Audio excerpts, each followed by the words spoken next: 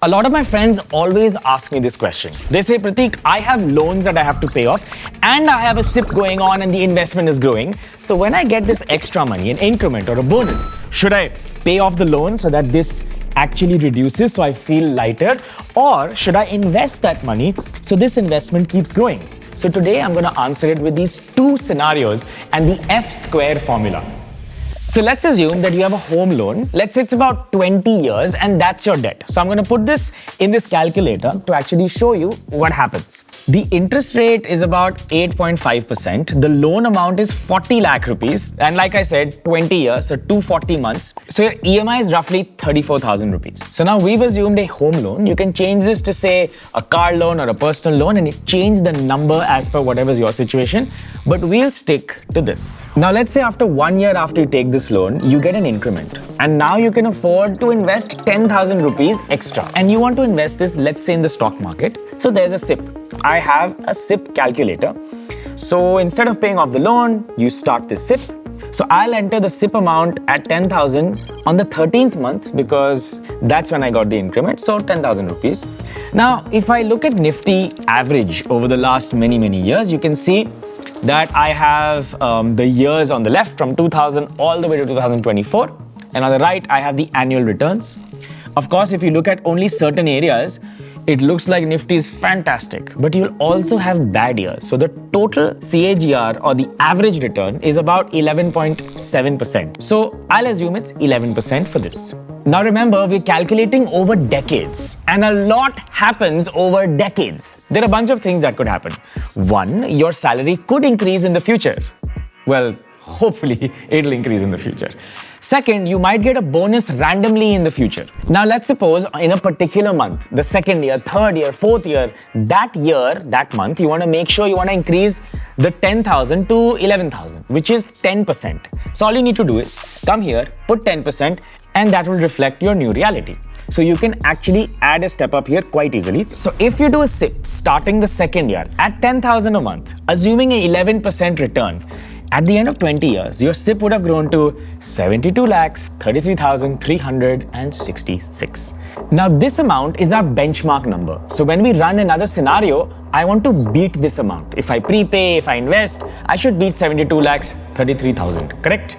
So remember this number. But what if you took that money and prepaid the interest? Would you actually save more? But you know what happens when you actually pay a loan? You probably don't, and I have something cool to show you.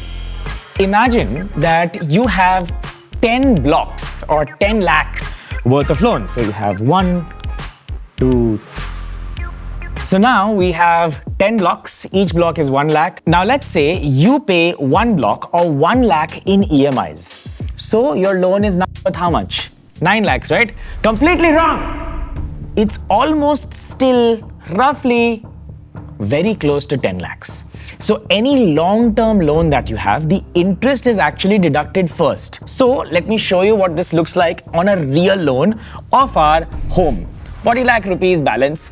Home loan EMI is 34,000 rupees. You'll see that most of the money out of 34,700, 28,300 is going towards interest and only 6,000 rupees is actually going towards this, the actual principal. Then as time goes by, this number keeps decreasing, the principal portion keeps increasing, and at roughly 130 months, you can see that they almost become equal before you actually start paying your principal more than your interest. This means for the first few years, you're basically working for the bank because you're not paying a large amount of this yet. The interesting thing here is that when you prepay a loan, that amount straight away is reduced from the principal.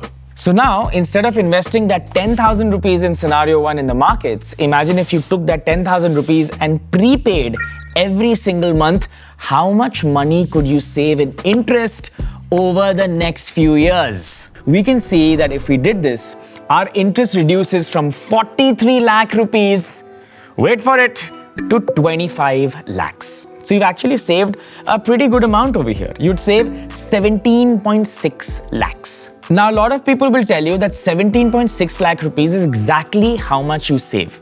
But think about it.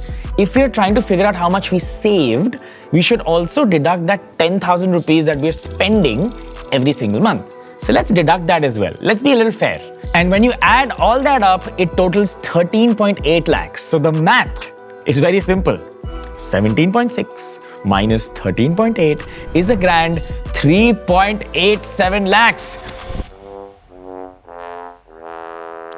3.87 lakhs is practically nothing. And I know what you're thinking right now. You think you figured it out, but you're actually wrong. You're thinking 3.87 lakhs is not a lot, so you should not prepay. You should invest because wahan pe 72 lakhs hai, and this is where you are wrong. Let me explain why. One thing you haven't noticed is when you prepay a loan, you've actually, instead of 20 years, compressed that time frame of the EMI to about 12.5 years. We'll use that time and we'll invest that in the market every single month to see what happened. So now I'll open my SIP calculator, and in the 151st month, that's 12 and a half years, I'll add 44,713 at an 11%. And let's see what happens if I pull this Excel sheet all the way to the 20th year. By the end of 20 years, your SIP would have been 61.1 lakhs extra. And your total savings will be 65.17 after you include that 3 lakh that we saved. Not so bad after all, right? What you've not considered is risk. So before I actually reveal the final Excel sheet on what is the solution to this prepayment or investment, you should first understand the most important risk you probably haven't considered. And that is called sequence risk. Check this out. Over here, when you look at the returns of Nifty, all I want you to look at is on the left side, you have years. And then on the right side, on the extreme, you have the returns. Yes, the average return is 11.7%, but the sequence really matters. Supposing you started investing in 2008 and sold in 2015, the return would have been a grand 3.28%. This means the returns are unpredictable. You don't know how much you'll actually average even over, say, 10-15 years. But the payment in the EMI, that's guaranteed. So doesn't it make sense that you take that money and actually prepay? Because if you prepay, you're guaranteed saving some money. Again, you are slightly wrong. So I'm going to explain this to you in scenario 3, the ideal case.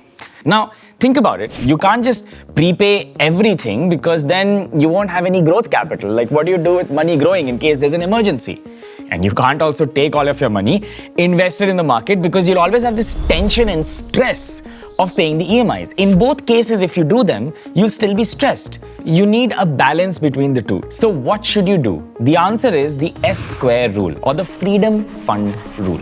Now, you could do 60-40, 30-70, that's your call, but try to do some of both. You can decide what you want to do, and this Excel sheet is really gonna help. So over here, all you need to do is put in the type of loans that you have and the percentage, and you will know exactly what you should do. It's fully automated. You don't need to do much. On the right side, it'll tell you whether you should invest more or you should prepay more, and based on this more, you can decide how much you want to do. Now, if you have a situation where your interest is more than 15%, you should actually focus on prepaying that loan first, because even the market will give you 10-11%. So what's the point in investing when you have such a large outstanding? You know, when you look at these Excel sheets, you think that you have figured out life when you drag those cells downwards and you get a nice number.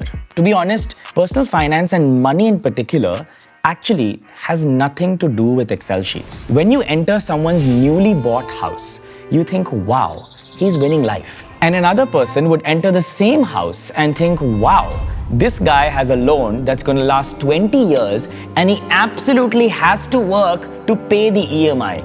One of it feels like a pinjra, a cage, 20 saal ka EMI.